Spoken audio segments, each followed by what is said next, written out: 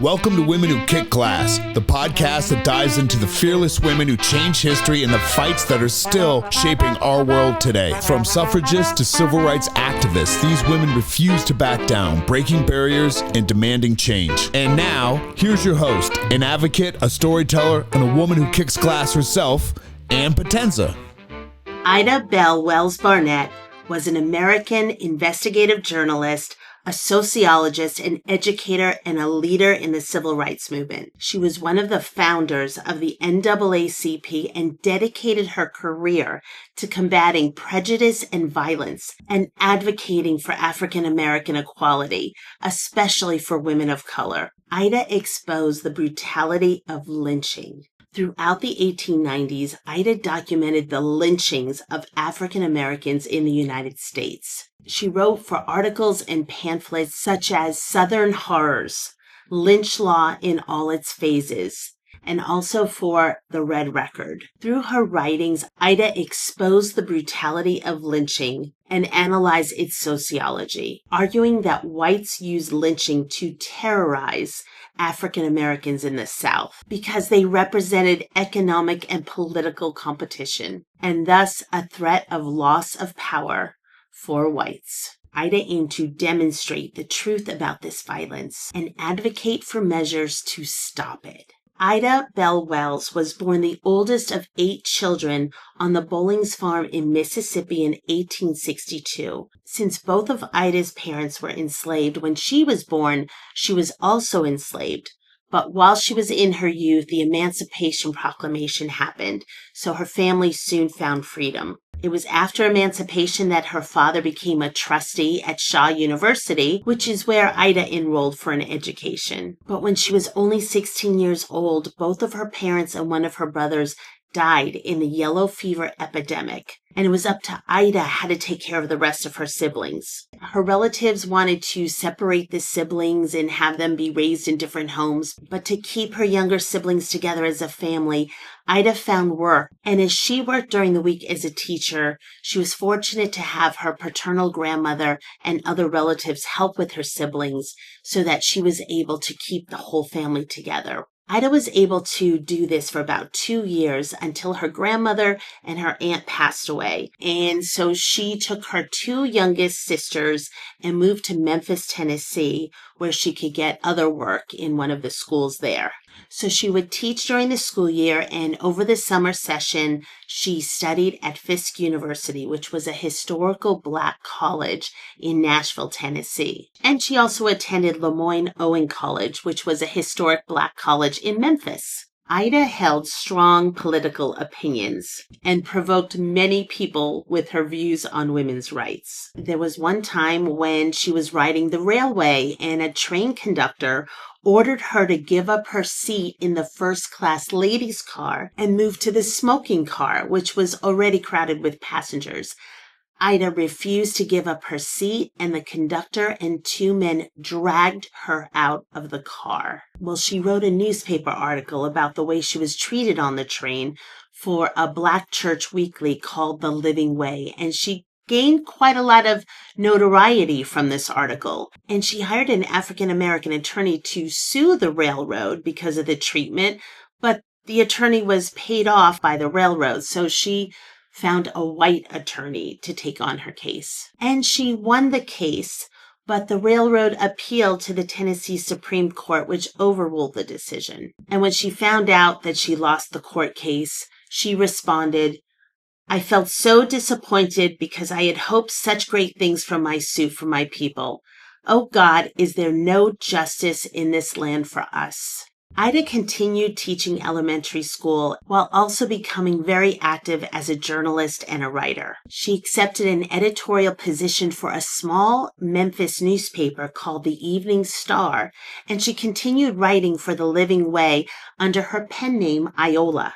And the articles she wrote under her pen name Iola attacked the Jim Crow policies of that time. In 1889, she became editor and co-owner of the Free Speech and Headlight, which was a Black-owned newspaper established by a local reverend and based at the Beale Street Baptist Church in Memphis. A couple of years later, Ida was dismissed from her teaching post from the Memphis Board of Education because of the articles she wrote criticizing the conditions of the Black schools in her region. She was devastated by this decision, but she carried on and continued with her writing. Ida began her work as an investigative journalist because of a horrendous incident that happened to her friends at this time. In 1889, Thomas Henry Moss Sr. owned a grocery store called the People's Grocery in Memphis, Tennessee. And Ida grew up with Thomas. She was even godmother to one of his children. And what happened was, one day in front of the grocery store, two kids, a black kid and a white kid, were playing marbles, and they got into an argument. And when the kids started fighting, some of the employees from the People's Grocery came out to see it was happening. Some people from the grocery store across the street, which was owned by a white grocer, came and saw it was happening. They tried to break up the fight. Then those people got in a fight. And before you know it, there was this racially charged mob in front of the grocery store. And then the next day, the owner of the white grocery store came back to the black grocery store, and it wound up that Thomas and two of the other guys got arrested, thrown in jail. But while they were in jail, a group of white men came at like 2:30 in the morning, pulled them out of the jail, took them away, and the three men were lynched. After the lynching of her friends, Ida wrote articles urging Blacks to leave Memphis altogether, basically saying there is therefore only one left thing to do. Save our money and leave a town which will neither protect our lives and property nor give us a fair trial in the courts, but takes us out and murders us in cold blood when accused by white persons. This was the event that led Ida to start investigating lynchings. She began to interview people associated with lynchings, including a lynching in Mississippi where a white father incited a lynch mob for a black man that his daughter was having a relationship with, and this was to save the reputation of his white daughter. In her 1909 speech at the National Negro Conference, Ida said, "During the last 10 years, from 1899 to 1908, inclusive the number lynched was 959. Of this number, 102 were white, while the colored victims numbered 857. No other nation, civilized or savage, burns its criminals only under that stars and stripes is the human holocaust possible. 28 human beings burned at the stake, one of them a woman, and two of them children, is the awful indictment against American civilization, the gruesome tribute which the nation pays to the color line." A story was published in the Cleveland Gazette describing a wrongful conviction of an affair between a white woman and a black man. The man was convicted of rape and served 4 of his 15-year sentence. And it was only after the woman confessed to her husband that it was a consensual affair and it was not a rape that the black man was eventually released from prison. When Ida published an article in the Free Speech newspaper refuting what she called that old threadbare lie that Negro men rape white women, if Southern men are not careful, a conclusion might be reached which will be very damaging to the moral reputation of their women. Well, a white mob attacked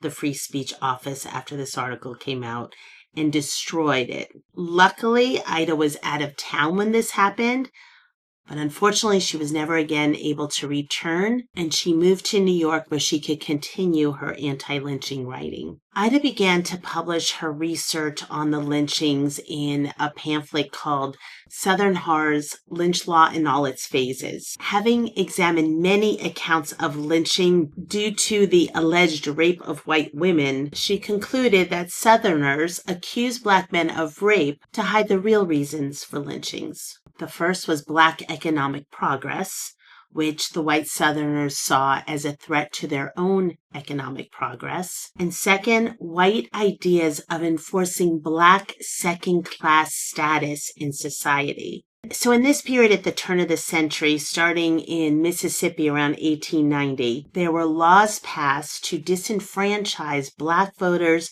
and poor voters through the use of poll taxes literacy tests, and after conducting further research, Ida published a 100-page pamphlet called The Red Record. And this was a sociological investigation of lynching in the United States since the Emancipation Proclamation of 1863. Ida said that during Reconstruction, most Americans outside the South did not realize the growing rate of violence against Black people in the South. She believed that during slavery, white people didn't commit as many crimes because of the economic value of the slaves. Once the Civil War ended, white people were fearful of the Black people because there was a majority of them in the area. So white people acted to control them and suppress them through violence. During the Reconstruction era, white people murdered Black people to suppress Black political activity and reestablish white supremacy after the war. They feared so-called Negro domination through voting and taking office. In her writings, Ida also observed that whites frequently claimed that Blacks had to be killed to avenge their assaults upon women. She said that people falsely assumed that any relationship between a white woman and a Black man was a result of rape, but in actuality, it was more common for white men to take sexual advantage of poor Black women. Ida collected 14 pages of statistics over a period of 3 years. And she took these statistics from articles by white press bureaus and white newspapers. She strategically paired the data with descriptive accounts in a way that helped her audience conceptualize the scale of the injustice. So by writing about it and speaking about it, she captured both Black and white audiences to start to understand the horrors of lynching. According to the Equal Justice Initiative, 4,084 African Americans were murdered in the South alone between 1877 and 1950, of which 25% were accused of sexual assault and nearly 30% murder. And generally, Southern states and white juries refused to indict any of these perpetrators for lynching. Ida traveled to Britain twice in her campaign against lynching in an effort to gain the support of a white nation like Britain to shame and sanction the racist practices in the United States. On the last night of her second tour, the London Anti-Lynching Committee was established, which was the first anti-lynching organization in the world. Her tours in Britain helped influence public opinion that British textile manufacturers fought back by refusing to buy Southern cotton, which pressured Southern businessmen to start condemning the practice of lynching. When Ida returned to America in 1895, she married a widower with 2 sons. He was a prominent attorney. He was also a civil rights activist. And like Ida, he spoke out against lynching and for civil rights. Both of them were journalists, and their relationship was very much a partnership.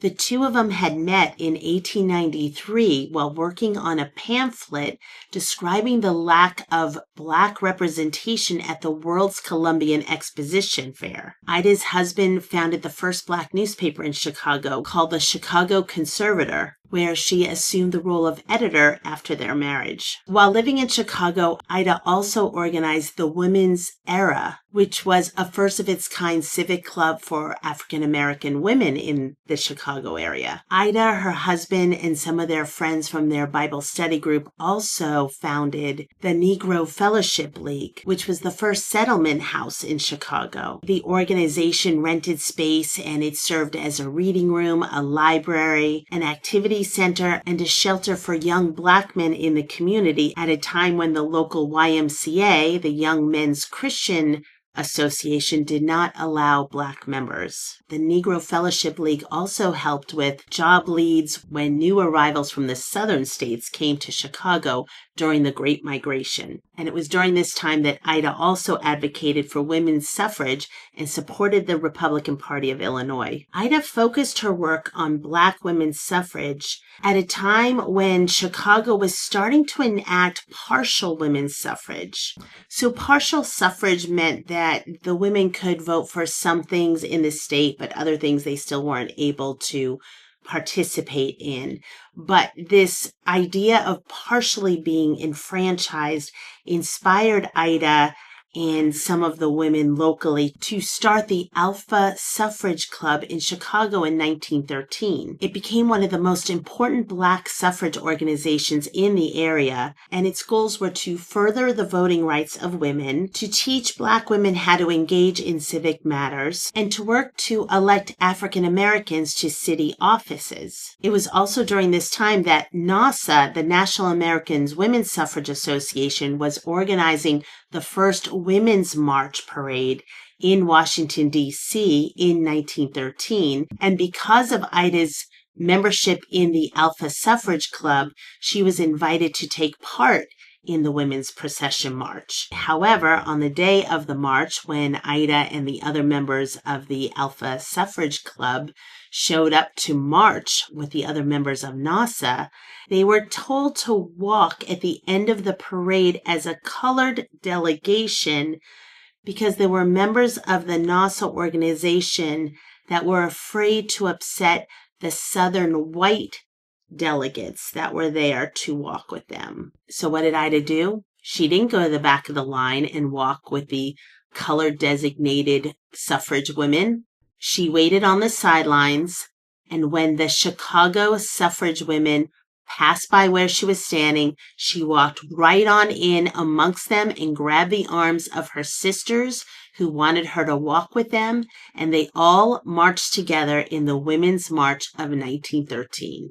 Ida B. Wells' legacy continues to resonate today as a journalist, activist, and suffragist, particularly in her fight against lynching and her advocacy for racial and gender equality. Her relentless pursuit of truth and her commitment to justice continue to inspire activists, journalists, and policymakers to challenge injustices and fight for a more equitable society. Today, we can continue her legacy by challenging misinformation and racism. Ida's journalistic approach to using facts and statistics to expose the racist narrative surrounding lynching is still relevant in today's media landscape, where misinformation and biases still exist. We can continue advocating for civil rights. Ida's tireless work in the civil rights movement, including her efforts to end lynching and to advocate for women's suffrage,